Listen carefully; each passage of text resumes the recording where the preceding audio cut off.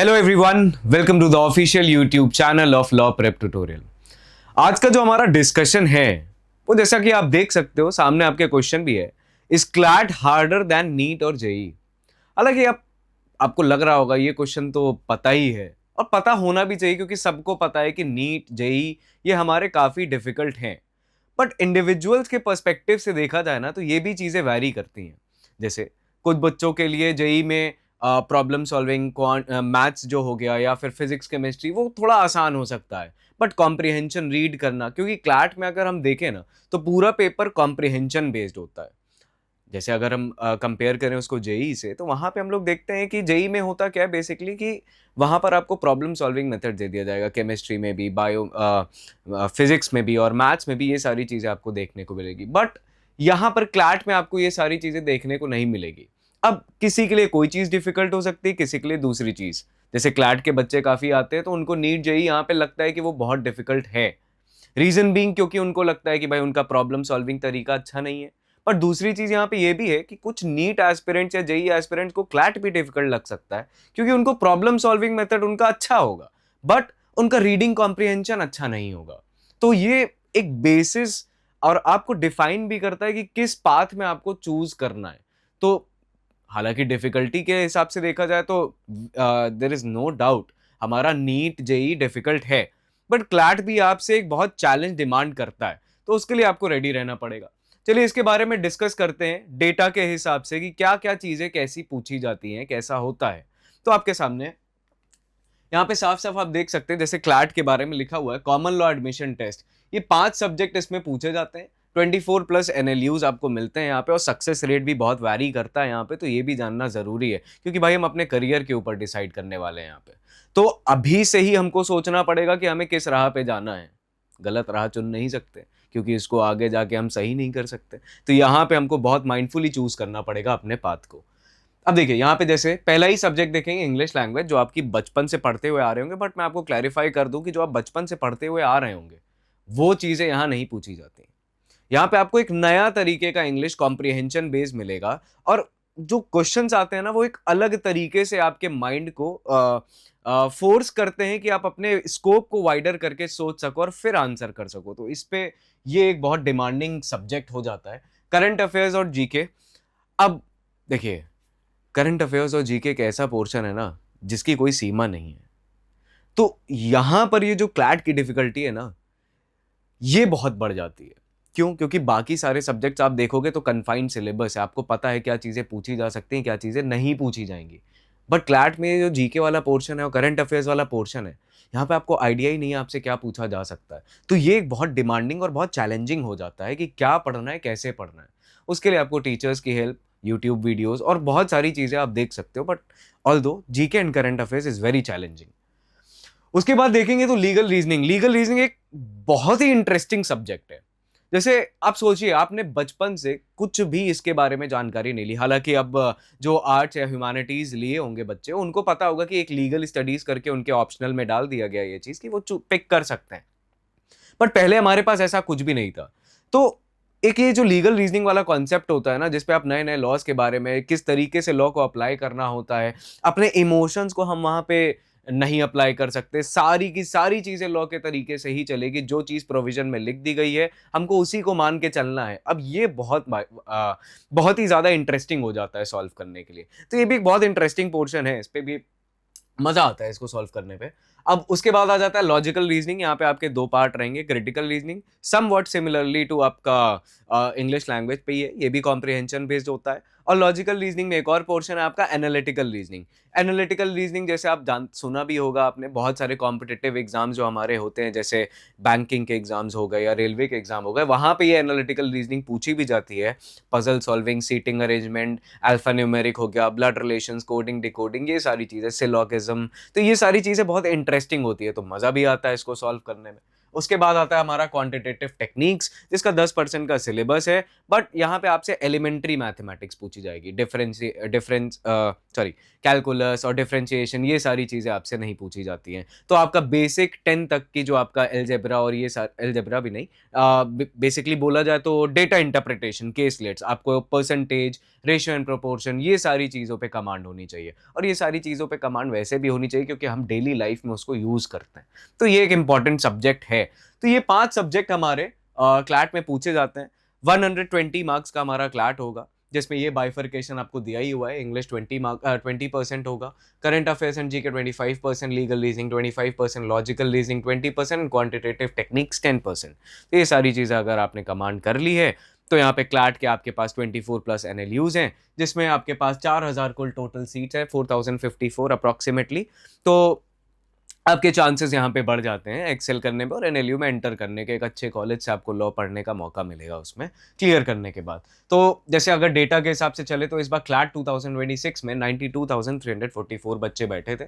और हाँ, जैसे आप सक्सेस रेट देखोगे तो यहाँ पे यूजी की जो सीट्स हैं वहाँ पे 4054 सीट्स हैं, मतलब यहाँ पे 6.66% का हमारे पास क्या था, सक्सेस रेशियो।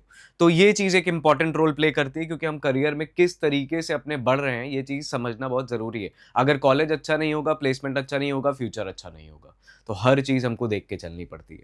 उसके बाद 120 पैसेज बेस्ड एमसीक्यूज इन 2 आवर्स, 2 घंटे का हमारे पास टाइम पीरियड रहता है। ये चीज़ हम लोग ऑलरेडी डिस्कस कर चुके हैं। उसके बाद बढ़ते हैं नीट और जेई। नीट और जेई के बारे में अज्यूमिंग ये आपको ऑलरेडी पता होगा क्योंकि बचपन से ही हमें ये बोला जाता है कि बेटा या तो डॉक्टर बन जाओ या इंजीनियरिंग कर लो। लेकिन अब धीरे धीरे चीज़ें बदल रही हैं, लोग डिज़ाइनिंग की तरफ, लॉ की तरफ और भी बहुत सारी फील्ड की तरफ जाने के लिए प्रेरित हो रहे हैं। तो आपके पास भी मौका है, you have to choose your battle field. आपको किस बैटल फील्ड में लड़ाई करनी है आपके ऊपर है। तो सिर्फ डॉक्टर और इंजीनियर यहाँ तक सीमित नहीं रहना है भाई, दूसरी चीज़ें भी एक्सप्लोर करनी है।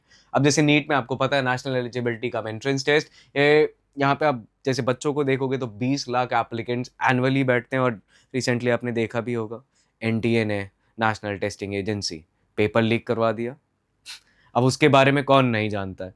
एक पेपर कंडक्ट अच्छे से नहीं करवा पा रहे हैं, बच्चों के फ्यूचर दांव पे लगे हुए हैं, तो आप खुद ही सोच सकते हैं क्या कर रहा है, क्या कर रही है एनटीए यहाँ पे।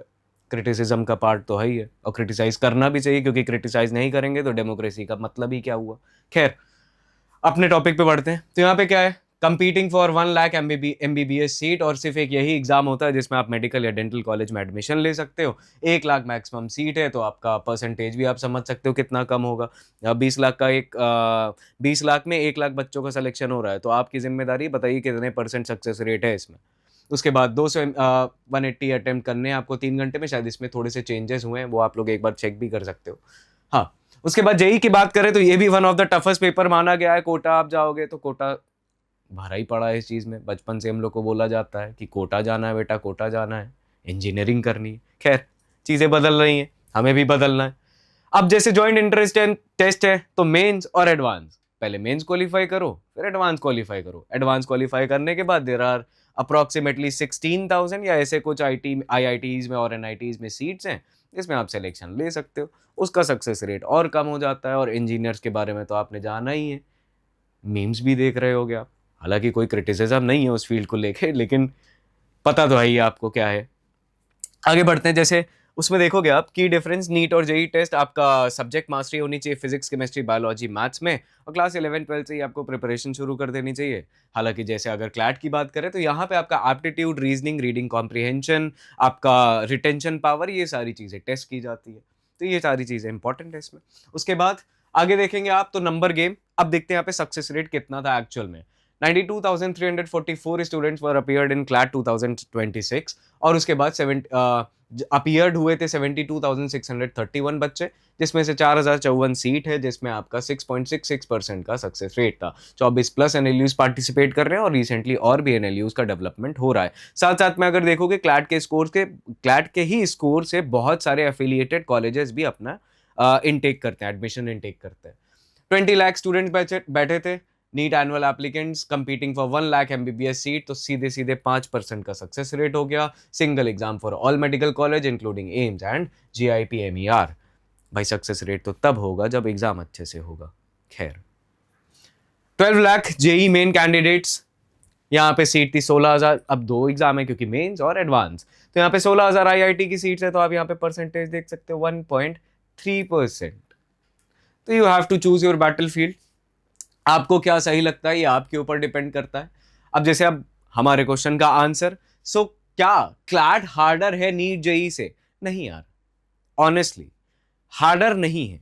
हाँ, चैलेंजिंग हो सकता है बट नॉट हार्डर। हार्डर क्यों नहीं है? क्योंकि यहां पे आपका कॉम्प्रिहेंशन, आप रीडिंग स्पीड और ये सारी चीजें जो हम कंसिस्टेंटली अगर इस पे फोकस करें ना तो हम कर सकते हैं।